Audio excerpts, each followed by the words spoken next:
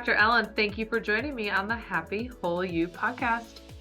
So awesome to be here, Dr. Anna Marie. Well, you had me on your podcast, which was wonderful, and I can't wait for that to come out. And I loved what we had a conversation around, and you're so knowledgeable. And I wanted to bring you on our podcast because you have so much to say, and it's powerful. Before we get into the nuts and bolts of the takeaways that I know my guests will love, I'd love for you to just share with everyone a little bit about yourself and how you got to where you are now with how you support and help women. Well, I became a dietitian back in 1993. And my first job after I became a nutritionist was as an outpatient dietitian. Everybody coming to me was in midlife. At the time I was only in my late 20s, early 30s. And for some reason, midlife people, mostly women, have always found me. So I've just always been really fascinated with this time of life. And it's a really interesting time because there's a lot of changes with women. There's the physiological changes, and then there's the social changes, things like empty nest. And sometimes you go through rocky stages with relationships, things like divorce, aging parents. And if you haven't been taking care of your body, it starts to speak with you. So this population has always found me, and I've always been really fascinated by it. After being a dietitian, I did some things in the media, and then I was a personal fitness trainer. Again, I was, people coming to me were all midlife women. I was in my 40s myself, and this is kind of before we were even talking about things like menopause. But throughout the journey, I lacked skills. And so it's also been this continuous learning for me. When I became a nutritionist, we didn't talk about like behavioral change. I knew how to tell people what to eat and what not to eat, but how to get them to do it was a completely different That's story, even that's though, a whole different yeah, thing. Hey, okay, can we back up for a second? What is midlife? So I'm curious, like if you were to have to give it a range, I know it can vary, yeah. but like what would you say is midlife? For women, I think it's like 40 to like 65. But I mean, if we think about the population, people are living like, I think the age in the United States that people, the average age is 76, 78. It's actually less than that. But I feel like it's this time of life where you start to notice and realize that there's less time in front of you than behind you. Mm. And I like to think of it too as your second adulthood, which it feels like it's more space. You think, okay, I've got my childhood, which is maybe like 0 to my early 20s. And then I've got this sort of first adulthood where I'm trying to figure out like, who am I? What do I want to do? What do I want to, have as in terms of partners, kids, all of that kind of stuff. And then like you get to this other spot where things start to really change. I feel like things really shift like in your late 40s into your 50s. So that decade, I was talking to Mhm. somebody yesterday who was like, menopause is kicking my ass, where estrogen receptors are everywhere. So you start to really shift and change. So I feel like the really sweetest spot is sort of late 40s through mid 50s when you're like right in the smack of it. Mm. And I feel like it's this caterpillar to butterfly thing that if you can like navigate this chrysalis period, you can have a real transformation and come out on the other side like wiser, knowing yourself, healthier, and just really create a second adulthood, which really floats your boat. Yeah, yeah, I love that. All right, so I'm in that midlife range as well. So what are you finding? So these people are finding you and you're working with them. What are some commonalities that you're seeing? And I know you dive more into the psychological aspect because it's beyond just what we put in our mouth and how we move our body, two very important things. But what are you finding in terms of like what women need? Yeah, I think women need more education around menopause. I think like the woman I was talking to yesterday, she was like, I had no idea. My mom didn't talk about it. We're starting to talk about it. And I'm always Mm, surprised because I'm in this sphere. So I think like everybody knows about menopause, but there's yeah. so much that women need in terms of educating themselves and doctors as well. I mean, I can't tell you how many times I talk to a woman who's physician, and this includes female physicians that are just like, just let nature take its course. No Mm, conversations about hormone replacement or even what you can do with diet. So I feel like the thing that women need to know is, first of all, menopause is normal. It's a normal transition, but it really can affect you in a wide array of ways. And everyone experiences it differently. And to get the support you need, whether you talk to someone like me or you, or, go to somebody who is board certified in menopause medicine and knows what they're talking about. So I think that menopause education is really important. And I think that on the flip side, not blaming everything on menopause, because I think that if you have not, and I hear that from women saying, oh, it's just menopause, the weight gain, the fatigue, all the issues, it plays a role. But then I Yeah. think at midlife, our bodies really start to speak with us. If we haven't taken good care of our bodies in that holistic way, like for myself, I thought I was doing everything right, but I was over exercising, I was under consuming calories, I was under a Mm. lot of stress and even trauma, wasn't sleeping well, I wasn't taking care of all the pillars of nutrition, exercise, stress reduction, and sleep. I was kind of overdoing it. So at midlife, if you're not on track with your health and well-being, your body really starts to speak with you. So that's when, especially as estrogen goes down, you're at an Mhm. increased risk of osteoporosis, heart disease, issues with cognitive dysfunction. So you really need to start paying attention to those things. And then I think what I see a lot with women too is like this first adulthood that I talked about. Is like you're climbing this ladder of success, like clawing up it based on societal expectations or expectations of like peers and parents. Maybe you went to college because you thought it was the right thing to do. And then you get to the top of the building and you're like looking around going, wait a minute, I don't like it up here. Like the view is not, I want like a country life and I'm in a city. This isn't working for me. So I think it's really a wonderful opportunity to take a look at your life and see what's working, what's not working, and realize, my God, my ladder that I've been climbing is up against the wrong building. And what do I need to do so that the next period of my life can really be more fulfilling, which it takes time and it takes a lot of courage, and you have to face your fears, and you might be on track too. I mean, I have to say, I meet more women who are off track than on track because it's so Mhm. easy in our society to get, to spur in a direction that's not of our dreams. And I think the other piece too is that we are conditioned to care so much about our looks. I mean, I have to say that 90% of the women coming to me are like, weight loss, weight loss, weight loss. And I'm like, no, you don't want weight loss. You want that thing that you want to do that you tell yourself you can't do until you lose the weight. You want to Yeah. change that relationship. You want to travel. You want to feel good. So I'm always working with women around, let's look at weight loss as just an outcome that you want, and take a look at what are the things that you can do because you want to feel better. You want to feel better Mhm. psychologically, physiologically, spiritually, emotionally.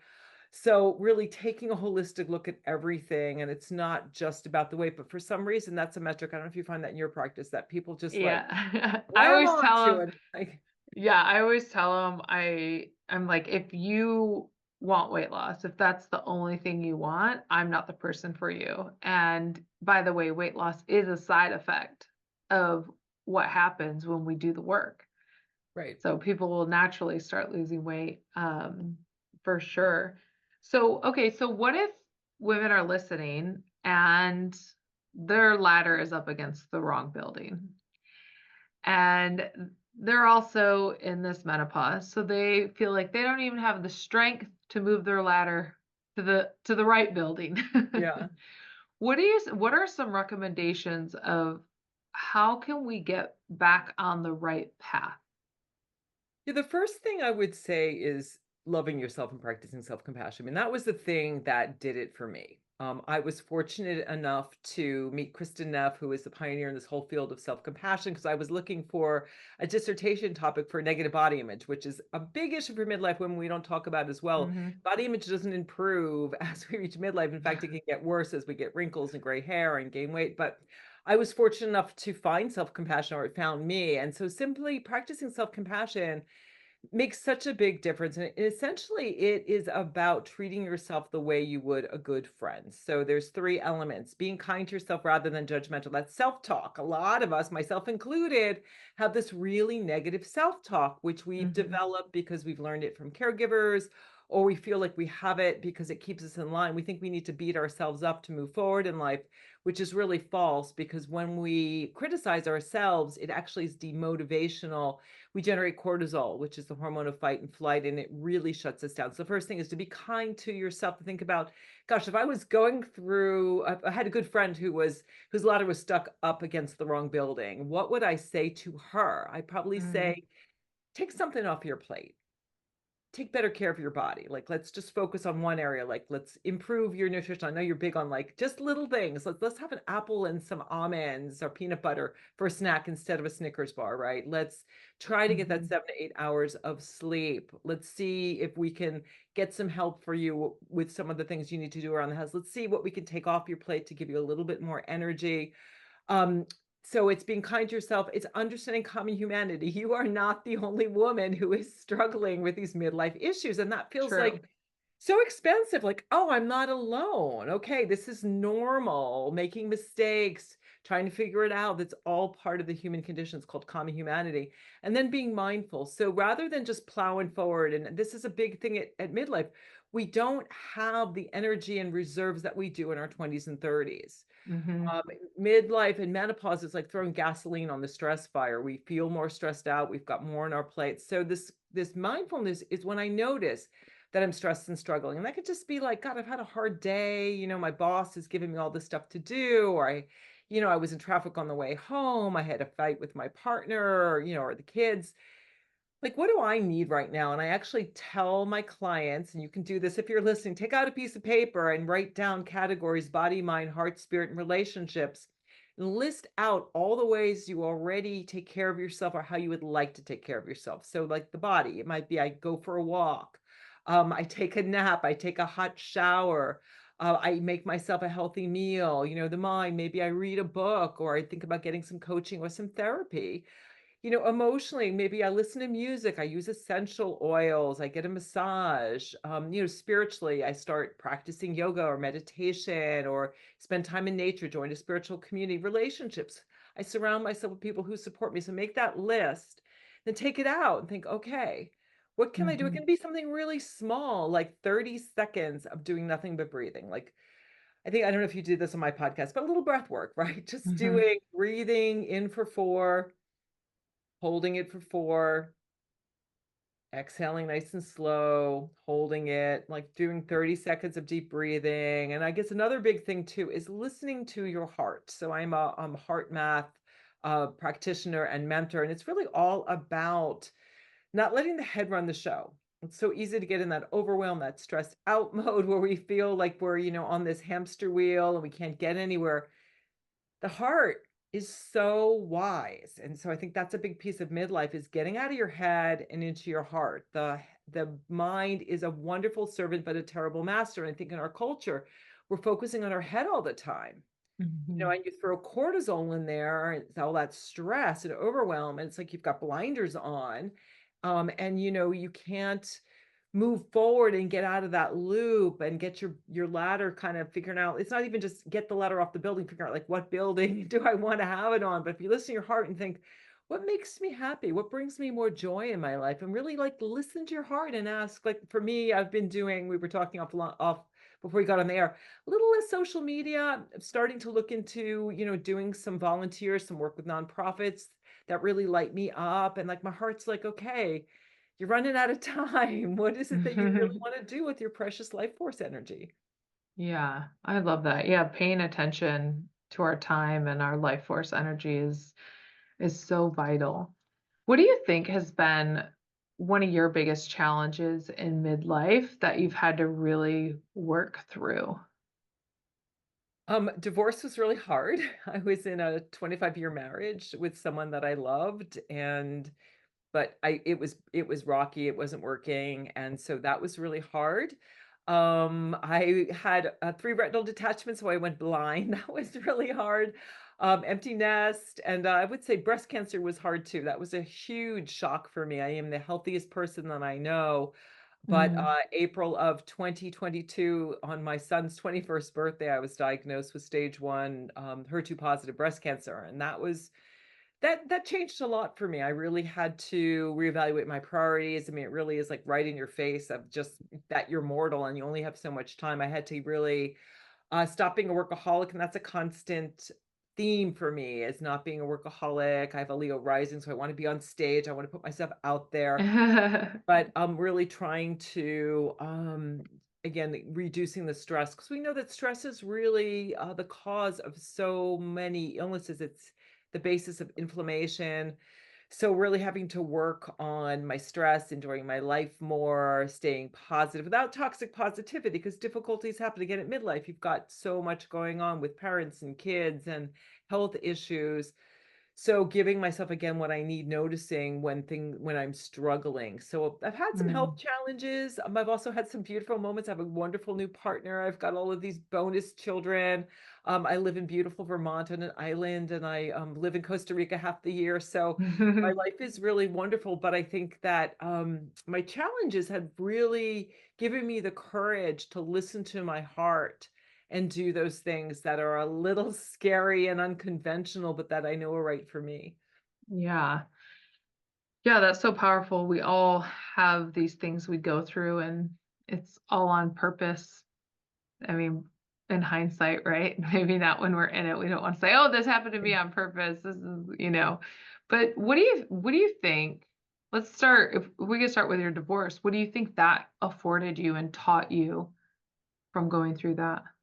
Yeah, I think it taught me that just how capable I am, that I do have courage, and Mm. also taught me the importance of the stories that we tell ourselves. I mean, I told myself stories like I won't find somebody new, I won't be able to like make it on my own, I'm no good at balancing these pieces of my life, and those things really kept me stuck, and also, I guess, these stories that we have around marriage that it's supposed to be a forever kind of thing. I think that, like, 50% of marriages end in divorce, and so we're reframing that, but understanding the power, of your thoughts and that you do have choices, and that if you're not happy, if you're listening to your heart and your heart is like, "This is not the way I want to spend my next 30, 40 years," you Mm. need to do the tough stuff and step up to the plate and do things that are uncomfortable. I think that most people who come to me, they're comfortably uncomfortable, right? They're in Yeah. that job that's not working. I think you Yep. have that situation too, because there's a good Mhm. paycheck. They're in that marriage it's not working, but they know it is secure. And it all comes down to neuroscience. Your brain isn't interested in you being happy, fulfilled. It's not interested in Maslow's like top of the pyramid. It's interested in you being safe. Yeah. And so staying in the marriage that isn't working, staying at that job that you don't like, staying, in a home or community that when you feel like, oh, I'm being really called to move somewhere else, like moving to, Costa Rica. It was really scary and it felt crazy to go somewhere on vacation and then go buy a house and move there. But I knew that's what I was supposed to do.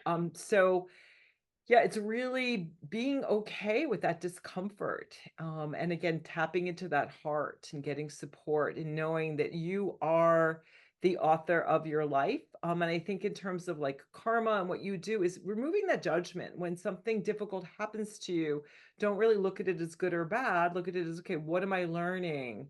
How is this helping Mhm. me grow? Where is this sending me in terms of my path? I think when we get into this judgmental, this is bad, this is good mindset, I think it can really keep us stuck. Yeah. Yeah, the meaning we give everything is so powerful. Um, Very powerful. Okay, so what about with the retina detachments and losing your sight? What do you think was the ultimate lesson for you there? Oh, wow. That was so scary because, sometimes we make choices, we may things happen to us that we choose, like moving to Costa Rica, that's scary. Then something things happen and there's nothing like with breast cancer too, there's Yeah. nothing we can do other than do what the doctor says. It taught me a lot about facing fear. I mean, I was Mm. really facing blindness. My left eye is not very good. So my right eye is the eye that where I got the retinal detachments is my good eye. So a lot of faith, a lot of trust, this idea that, life is happening for you and through you, not to you, and that everything's happening for your highest good. Really doubling down on doing what I needed to do. Not only is the retinal detachment is very complicated because you have to do something called positioning, where you have to literally stay like face down on a massage table for 19 to 20 hours a day. And Mm, so you've got wow. to do what it takes. So if you're listening and I think when our eyesight, our health isn't threatened, it's not a retinal detachment, it's not cancer, we don't do the things we think, oh, I can just put off changing my diet, changing my lifestyle, doing those things. In something like this, it was crisis. So really also understanding what crisis is, and needing to do what I had to do to save my health and my sight. Yeah. Yeah, we do that a lot. We put things off until it's an emergency. And Right.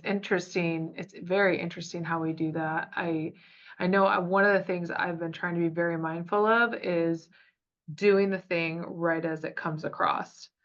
Like if it's an email or like I'm doing this 30-day challenge, I'm not thinking about it. I'm just doing it. Like the things that I know I need to do instead of like putting them off or thinking about it or pushing it down. I'm like, nope, you're just doing it right now.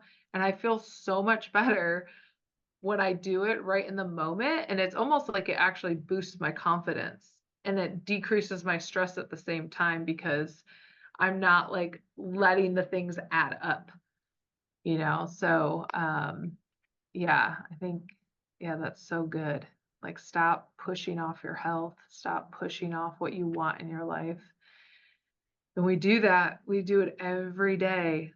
We like, Yeah, and it's interesting because we have such negative ideas about these health strategies, right? Like we think that eating right and moving your body is a punishment. all And right, that's where, yes. the self-compassion comes in too, is when I was a personal fitness trainer in the early part of my career as a nutritionist, it was this idea of beat up your body. Like I Yeah. was working out 4 to 6 hours a day with all my clients, counting my calories, thinking that if I Uh-huh. beat my body up, then somehow I'll have the perfect body and I will love my body and more important myself. And then But I'll be happy. yeah, and then I'll be happy. But if we Yeah. start with being happy and self-compassion, I'm doing this because I love myself. I'm doing this. I talk to my future self, my 89-year-old self. I want to make it to 100. So I'm like, I literally see my 89-year-old self thanking my, 61-year-old self, like, Yeah. thank you for going for those walks every day, for eating all that kale, right? For swimming in the Pacific Ocean. And being healthy is fun. Again, I don't know why Yeah. we got this idea like paddleboarding, yoga, riding your bike, Yeah. eating delicious vegetables and making beautiful food is fun.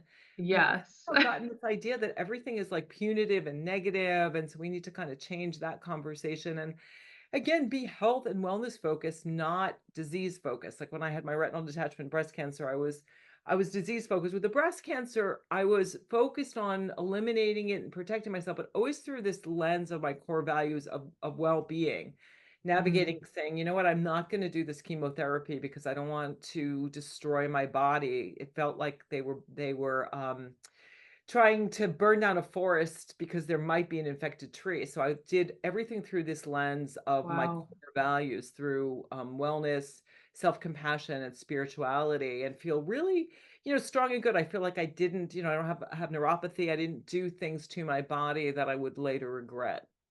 Yeah. I love that you just said that and how you approach that because all too often we make decisions on our health based out of fear.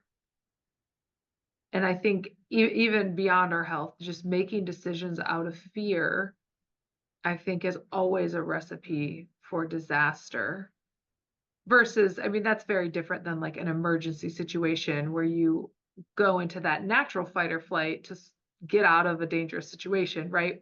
We're living almost as if that dangerous situation is happening day in and day out. And what you're saying is like get centered, like go back to your values. That I'm guessing that heart math, that going from the heart has helped you with that as well. Yeah, I learned that later, but certainly now, and being able to regulate my heart rate variability, which is what heart math Hmm. does. It helps you with something called heart coherence. So it helps you to get your mind, your heart and your emotions in alignment. So often, Mm, again, we're running with our head, mind is like just churning and ruminating. And what it does is it helps with things like stress.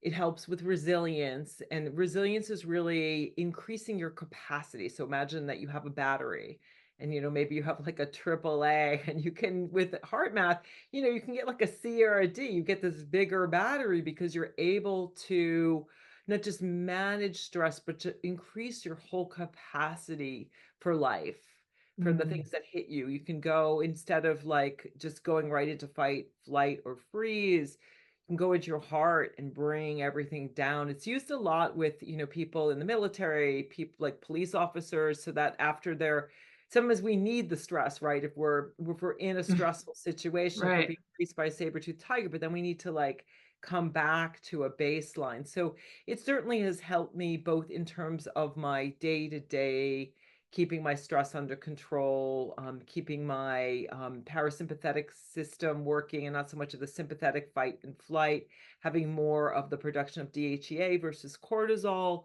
So for overall well-being, it's great. And it's been great for my clients. It also really increases intuition. When Mm, you listen to your heart and you start getting a lot more intuitive hits. You're taking your shower or making a stir fry, and all of a sudden you get this idea like, yeah, it oh, just drops yeah, in. Yeah. absolutely. That's amazing. I love that. Tell us a little bit about your book, Rock Your Midlife. So I wrote my book November before I got breast cancer, which is interesting, and it's really based on. I wrote it basically for three reasons. It's based on my work. I wanted to help more women because as a coach, and I can only help a handful of people in my lifetime, so I wanted to help more women.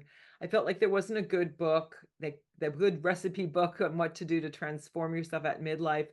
And I also wanted to tell my story and tell the story of my clients. So my book is basically consists of Mm, 7 steps. So the first step is really knowing yourself. And that's kind of, we talked about that with the building. Knowing yourself, knowing your likes, your dislikes, your strengths, thinking about what did I love to do as a kid?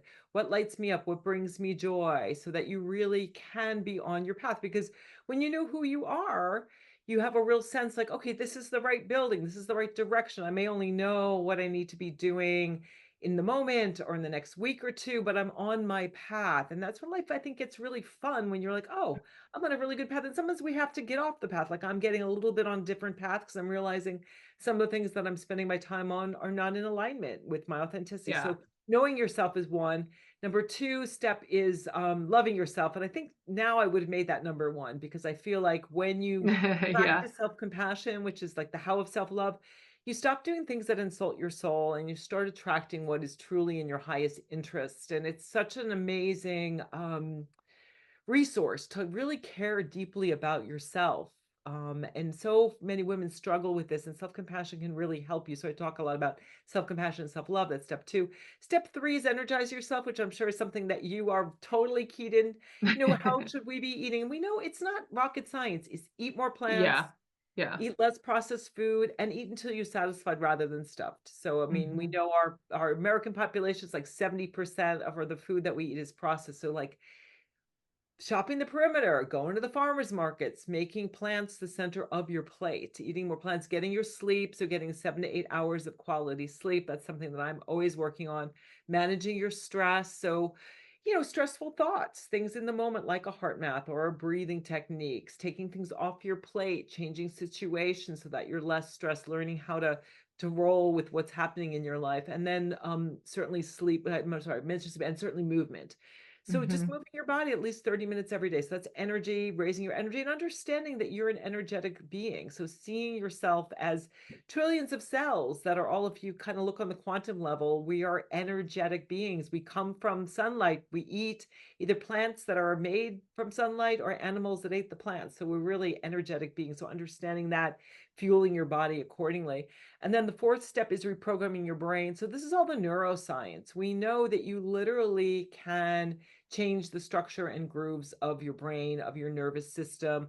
By changing your thoughts, you literally change the structure of your brain. So, when the brain is wired, when we fire things differently, we wire differently. And so that's all Hmm. about what you can do to change your cognition, to change your thoughts. And then the fifth step is empowering yourself. So I feel like after you know yourself, you love yourself, you're feeling energized, you've reprogrammed your brain, then it's like, okay, jump out of that airplane, do that thing you wanted to do, go on that trip, change that job, write that book, move, whatever it is. We feel empowerment from within. We're not looking for kudos from without. We're not doing things, for external motivation, for, external reasons, applause. We're doing it because we know it's the right thing for us. And it can be a little scary. And this is where you get empowerment Mhm. from within. 6 is rehab your relationships, because what happens is after you start to be that butterfly, you're like, oh, I'm a butterfly. I know for myself, I don't even dress the same. If you look at old pictures of me, it's like I'm much more colorful. I have a lot more courage. I have a lot more energy. I smile a lot more. I don't look the same, but you become that butterfly, that mom. Yeah. Yeah. But the people in your life are like, you're still a caterpillar, because people see things as they are, not as we are. We see things as we are, not as they are. So people can Right. kind of pull you back into their reality, because we're all like Venn diagrams kind of overlapping with our reality. And if you've surrounded yourself with the same people, they're going to try to pull you back. Like, I know when I got divorced, that was a hard piece of, I lost all my friends, but I changed Mm. them. I wasn't being true to myself in terms of those relationships. So rehabbing your relationships is super important, which means setting boundaries, learning to say, no when you mean no, which is a no is a complete sentence, practicing something called nonviolent communication, which is a technique to get your needs met. And then the last piece is enlightening yourself. So just understanding again that you're a soul having a human experience, and really seeing yourself in the bigger perspective that you're part of all that is, getting to know that eternal part of yourself, which I know for me is so comforting, right? When I'm having a bad day, I'm like, okay, Yeah. your soul's here to learn and grow. And just asking this question, I think, as we move through midlife and maybe even eldering piece, which I'm starting to scratch the surface of, is this question I ask myself every day is, how am I going to grow? How do I grow, and how do I serve? Like, what Mm. can I do to make the world a better place? That's why I do things like podcast interviews and have my own podcast, and I write and I speak and I do volunteer work, because I want to make a difference in the world. So that's the 7 steps in a nutshell. Oh my gosh, that is so good. And where can people get your book at? You can go to a bookstore or just go on Amazon and look up Rock Your Midlife. It's available also through my website, which is the midlifewhisperer.com, which will take you to the Amazon link for that. So you can get the Kindle version as well as the paperback. Awesome. And if you were to give our listeners something they can do today to start to shift their life, what would that one thing be? Just become aware when you are stressed out, when your shoulders are up, how does stress manifest in your body? Mm. We're realizing that so much is bottom up. The heart talk, 80% of the message goes from the heart to the brain, not the brain to the heart, the gut to the brain. Noticing in your body, the body feels emotions, the body keeps score. It's a Yeah. wonderful book about trauma. So start to really get in touch with your body, get to know this physical container that takes you through life, and learn to love and cherish it. But get to notice, like, okay, am I shoulders up by my ears? Is my stomach in knots? Is my breathing happening all in my chest? Just notice where you're holding stress in your body. Notice when you're holding stress. Like, are you, like, I noticed myself, I was in downtown Burlington. I live out in the country, but I was like downtown. I was noticing I was all stressed out for no reason. Everything was fine. I just had like doctor's visits and things to do, but I was like, my essential pace was we get in this stressed out essential pace. Stepping Mm. back and going, I don't have to be in stress sometimes. Reminding yourself that, okay, when you're stressed, that just putting your hand on your heart and saying, I'm safe. Yeah. I'm okay. Everything's going all right. So listen to your body, listen to your body's signals of hunger and satiety. Ask your body what it wants to eat. Rest when you need to Mhm. rest. I'm a big fan of napping. I love my 20-minute nap. I do. Take care of your beautiful body. Stop beating it up and listen to it, and notice when you're stressed out, and see if you can, gather some techniques that will help you to keep your stress under control. I love that. I love taking my naps in my red light bed here. It's Mm. really great. And one thing that I ask myself when I'm stressed, or like if if I start getting really short with my kids or my husband, or even my employees, one of the things I'm like, I'll step back and I'll say, what is really bothering you right now?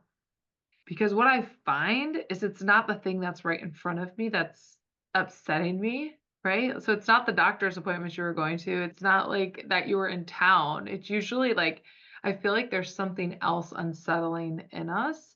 And again, that thing is usually the meaning we're giving something else, which is like completely mind-blowing and fascinating when I like start to do that internal conversation with myself. It's powerful. I mean, I noticed like Yeah. when I had an appointment with my breast cancer surgeon, I didn't want to get in the car, and I was like, oh my God, Mm. this is trauma. Because it's like I Yeah. think it was maybe before was going for a mammogram. I was like, I don't want to go for my mammogram. And I realized, oh my God, this is trauma because I had that diagnosis, which was so scary. But that's such a brilliant thing to really ask, what's truly bothering me right now? And what is it that Yeah. I need? Yeah. And that's where we get into our heart, like asking our heart, because our brain's just going to go, the brain is just a Right. computer. It's just repeating the same stories. When we go for our heart, it's like, oh, that's what's really bothering me. Yeah. Yeah. So good. I love it. All right, Dr. Ellen, thank you so much for joining me today on the Happy Whole You podcast. I appreciate you. Thank you.